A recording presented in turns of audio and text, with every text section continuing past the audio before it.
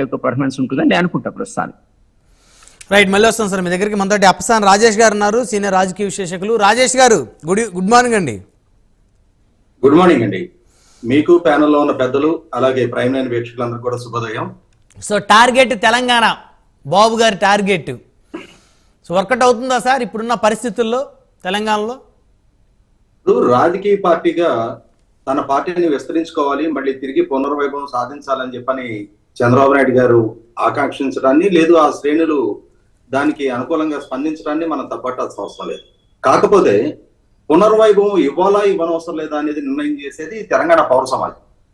రేపటి రోజున తెలంగాణ పౌర సమాజం మళ్ళీ ఒకనాటి తెలుగుదేశం పార్టీకి ఇచ్చిన ఆదరణ, ఆ పార్టీకి వెనక ఒకనాడు అన్ని వర్గాల ప్రజలు ర్యాలీ అయిన తీరు మరొకసారి దాన్ని గుర్తు చేసుకొని ఆ పార్టీని ఓన్ చేసుకోవాలని కనుక తెలంగాణ పౌర సమాజం ఒక స్పష్టమైన నిర్ణయానికి వస్తే అది సాధ్యపడుతుంది.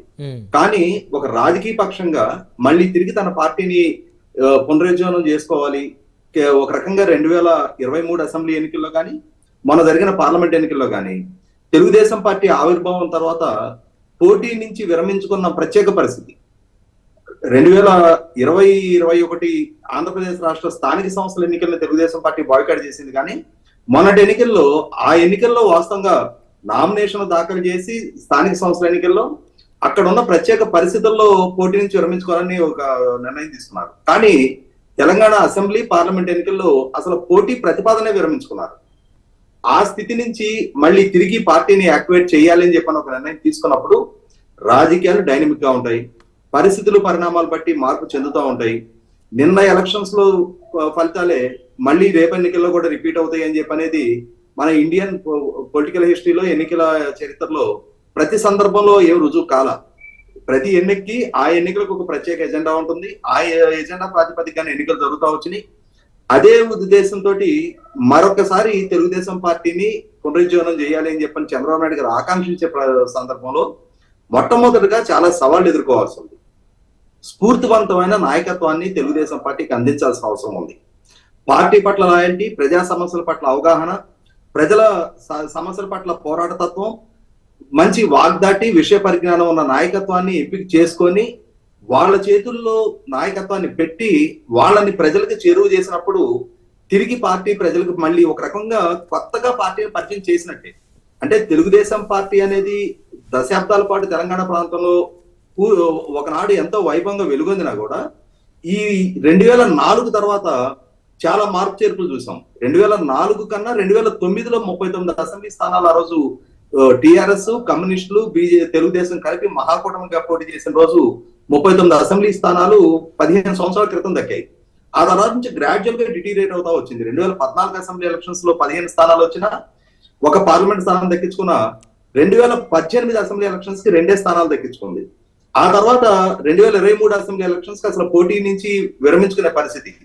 ఈ స్థితి నుంచి అంటే ఒక రకమైన విధ్వంసం నుంచి మళ్ళీ తిరిగి పునర్నిర్మాణం తీసుకు అడుగులు వేయాలి అని అంటే మొట్టమొదటిగా ఆమోదయోగ్యమైన, నేను ఇందాక చెప్పిన సీరియస్ పాలిటీషియన్స్ ని, అంటే ఏదో టైం పాస్ వ్యవహారాలు లేదు, పారిశ్రామికవేత్తలు, ఎన్ఆర్ఐలు, డబ్బు ప్రాతిపదిక కాకుండా సీజన్డ్ పాలిటీషియన్స్ ని ఎంపిక చేసుకొని కష్టమైన నష్టమైన పార్టీ పట్ల లాయల్టీ ఉండాలి, సమాజం పట్ల అంకితభావం ఉండాలి, ప్రజా సమస్యల పట్ల స్పందించగలిగే స్ఫూర్తివంతమైన నాయకత్వాన్ని ఎంపిక చేసుకొని వాళ్ళ చేతుల్లో బాధ్యత పెట్టి వాళ్ళకి పూర్తి స్వేచ్ఛ తోటి ఒక కార్యక్రమాల నిర్వహణకి కనుక వెసులుబాటు కల్పించినప్పుడు తిరిగి ప్రజలకి చేరువ కావడానికి ఆస్కారం ఉంటుంది.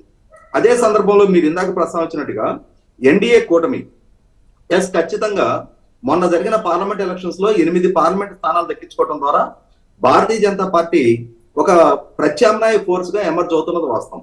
గత జిహెచ్ఎంసీ ఎలక్షన్స్ లోనే 49 డివిజన్లు 49 తర్వాత 2 అసెంబ్లీ ఉప ఎన్నికల్లో కూడా నెగ్గటం, తర్వాత జరిగిన 2023 అసెంబ్లీ ఎన్నికల్లో కూడా 3 స్థానాల నుంచి 8 స్థానాలకి పెంచుకోవటం, ఇవన్నీ కూడా గ్రాడ్యువల్ గా బీజేపీ మొమెంటం పెరుగుతుందనేది వాస్తవం.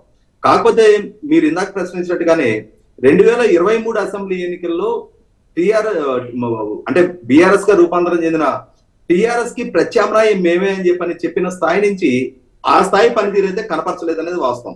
కానీ పార్లమెంట్ ఎన్నికల దగ్గరికి వచ్చేటప్పటికి అది జాతీయ స్థాయి పర్సెప్షన్ వేరు, స్థానిక పర్సెప్షన్ వేరు. అసెంబ్లీ ఎన్నికలు జరిగే ప్రజల ఆలోచన విధానం, ఓటరు ఆలోచన విధానం వేరుగా ఉంటుంది. రెండు ఎన్నికలు సపరేట్ గా జరిగాయి కాబట్టి ఇక్కడ పార్లమెంట్ ఎన్నికలకు వచ్చేటప్పటికి మనం గతంలోనే చూసాం. 2018 అసెంబ్లీ ఎన్నికల్లో ఒకే స్థానానికి పరిమితమైన భారతీయ జనతా పార్టీ తర్వాత జరిగిన పార్లమెంట్ ఎలక్షన్స్ లో 4 స్థానాలు దక్కించుకోగలిగింది 2019, అంటే దాదాపుగా 5 నెలల కాలంలోనే. కాబట్టి తెలంగాణ సమాజం మొదటి నుంచి కూడా పార్లమెంట్ ఎన్నికల్ని ఒక విధంగా, అసెంబ్లీ ఎన్నికలను ఒక విధంగా పరిగణిస్తున్నారనేది వాస్తవం. ఇటువంటి పరిస్థితుల్లో ఖచ్చితంగా బీఆర్ఎస్ పార్టీ ప్రస్తుతం కొంత సంక్షోభ పరిస్థితి ఎదుర్కొంటున్నది వాస్తవం, అందులో ఎటువంటి డౌట్ లేదు. 39 అసెంబ్లీ స్థానాలు ఇప్పటికీ స్థానిక సంస్థల నుంచి అన్ని హోదాల్లో బీఆర్ఎస్ నాయకత్వమే ఉంది. ఉన్నా కూడా బీఆర్ఎస్ అంటే ఏ విధానాలు అయితే కేసీఆర్ గారు 2014 నుంచి ఒకనాడు 2004, 2009 ఎలక్షన్స్ తర్వాత పార్టీ ఫిరాయింపులకి బాధితురాలు టిఆర్ఎస్ పార్టీ. కేసీఆర్ గారు వాస్తవంగా అంటే చాలా మనోవేదన ఎదుర్కొన్న పరిస్థితులు ఆ రోజు. వైఎస్ రాజశేఖర రెడ్డి గారి వల్ల చాలా వేధింపులకు గురైంది ఆ రోజు. పార్టీ ఫిరాయింపులతోటి నిట్ట నిలువున ఆ రోజు టిఆర్ఎస్ లెజిస్లేచర్ పార్టీని చీట్ చేసి ఎమ్మెల్యే కోట, ఎమ్మెల్సీ ఎలక్షన్స్ లో టిఆర్ఎస్ ఎమ్మెల్యేల చేత ఫిరాయింపు చేయించిన వ్యవహారం కూడా మన గతంలో చూసాం. అటువంటి బాధితులుగా మారిన టిఆర్ఎస్ పార్టీ 2014లో తాను అధికారంలోకి వచ్చిన తర్వాత మళ్ళీ తిరిగి ఒకనాడు ఏ విధానాలతో అయితే తాను బాధితురాలుగా మారిందో అదే విధానాలు అవలంబించి తెలంగాణ రాజకీయ ముఖ చిత్రం మీద తాను మాత్రమే ఉండాలని చెప్పిన ఏకైక లక్ష్యం తోటి ఒక రకంగా రాజకీయ అస్థిరత్వాన్ని సృష్టించారనేది వాస్తవం. అన్ని రాజకీయ పక్షాల్లో ఫిరాయింపులను ప్రోత్సహించారు. దానికి తెలంగాణ సెంటిమెంట్ ఎజెండాగా పెట్టి ఒక రకంగా ఈ రాజకీయ ఫిరాయింపులే ఇప్పుడు అన్ని పార్టీల్లో పెద్ద ఎత్తున ఫిరాయింపులు జరగడానికి కారణం అంటారు ఆ రోజు రాజశేఖర రెడ్డి గారు చేసిన పొరపాటు. ఒక రకంగా తెలుగు అంటే మనం పార్టీ ఫిరాయింపుల చట్టం రాకముందు 1978 అసెంబ్లీ ఎలక్షన్స్ లో జనతా పార్టీ నుంచి నెక్కిన శాసనసభ్యులందరూ కూడా కాంగ్రెస్ పార్టీకి ఫిరాయించారనే వార్తలు మనం గతంలో వినున్నాం. కానీ ఆధునిక రాజకీయ చరిత్రలో పార్టీ ఫిరాయింపుల్ని, పార్టీని అస్థిరపరచడానికి ఆద్యుడు రాజశేఖర రెడ్డి గారు, దాన్ని కొనసాగించింది కేసీఆర్ గారు. ఇదే వైఖరి ఆంధ్రప్రదేశ్ రాష్ట్రంలో చంద్రబాబు నాయుడు గారి నాయకత్వంలో వైసీపీ పార్టీ నుంచి 2 ఫిరాయించిన ఆ తర్వాత జరిగిన ఎన్నికల్లో ప్రజలు దాన్ని ఆశీర్వదించాల. ఘోరంగా ఆ 23లో ఒక్క గొట్టిపాటి రవికుమార్ గారిని తప్పించి మిగిలిన అందరినీ ఓడించేశారు ప్రజలు. కాబట్టి ఇవాళ నాయకులు పార్టీలు మారిన మాత్రాన అన్ని సందర్భాల్లో ప్రజలు దాన్ని స్వాగతించాలి. ఆ నాయకులు వెనక శ్రేణులు, ఓటర్లు ట్రాన్స్ఫర్ కాల. ఇదే పరిస్థితి ఇవాళ అంటే మొన్న అసెంబ్లీ ఎలక్షన్స్ లో 39 స్థానాలు దక్కడం అనేది టీఆర్ఎస్ పార్టీకి చిన్న సంఖ్య కాదు. అది సమర్థవంతమైన ప్రతిపక్షంగా చాలా అద్భుతమైన పోరాట పట్ల ప్రదర్శించడానికి కావాల్సిన సంఖ్యాబలం.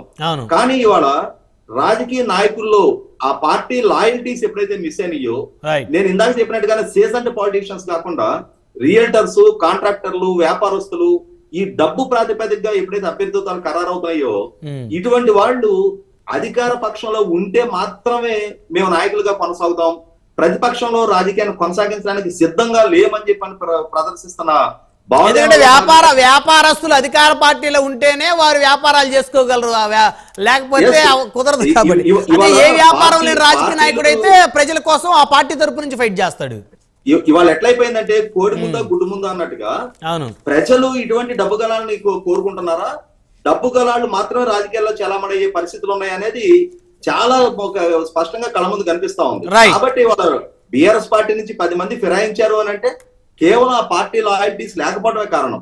అవకాశవాద రాజకీయాలు ఇటువంటి పరిస్థితుల్లో తెలుగుదేశం పార్టీ మళ్ళీ ఖచ్చితంగా అంటే నేను 2011 సకల జన సమ్మ నడుస్తా ఉన్న సందర్భంలో పోచారం శ్రీనివాసరెడ్డి గారు బాన్స్వాడకి తెలుగుదేశం పార్టీ నుంచి రిజైన్ చేసి బాన్స్వాడ నుంచి మళ్ళీ ఉప ఎన్నిక ఎదుర్కొంటున్న సందర్భంలో అక్కడ నేను ఒక కాంట్రాక్ట్ పని మీద ఒక 2 నెలలు బాన్స్వాడ ప్రాంతంలో ఉన్నా. నేను ఆనాటి నుంచి తెలంగాణ గ్రామీణ ప్రాంతంలో కానీ హైదరాబాద్ ప్రాంతంలో కానీ నాకు ఈ రోజుకున్న స్పష్టత కూడా ఏంటి అంటే ఖచ్చితంగా తెలుగుదేశం పార్టీతో ఇంటాక్ట్ గా ఉన్న ఓట్ బ్యాంక్ ఈ రోజుకి కన్సాలిడేటెడ్ ఓట్ బ్యాంక్ ఉంది.